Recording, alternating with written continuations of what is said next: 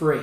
So the key thing to note here is that you're going to be provided with a separate insert, and that's going to have, of course, text in it, written text, and lots of data that needs to be interpreted, needs to be used. It will all be about one single business. That will be the focus throughout. And there's going to be 5 questions likely that you have to answer. Question 1, a 12 marker. So it's going to be an analyse question. Use the technique in the card for 12 markers, the card above that is. And if it says 2 in bold, make sure you make 2 points, 2 chains of analysis, not just 1. Same with question 2, which will also be a 12 marker. And with 12 markers, another thing to note is that if they mention a specific appendix, then please use that. Use that for your context, for your application.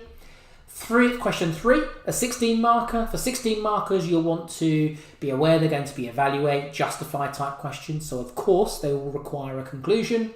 Again, use the technique mentioned in the card above to support this. And if the question mentions to use a specific appendix, please use it.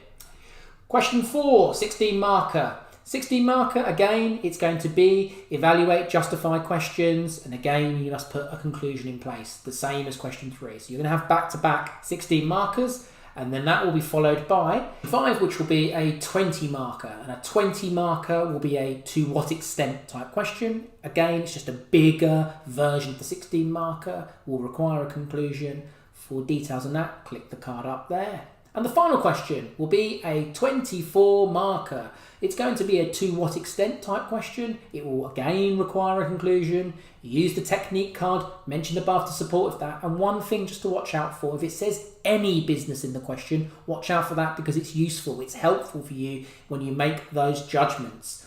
Now there's 100 marks again on offer here, and it will take 2 hours, and then that will be the end of business A-level. I'll see you at the next sesh.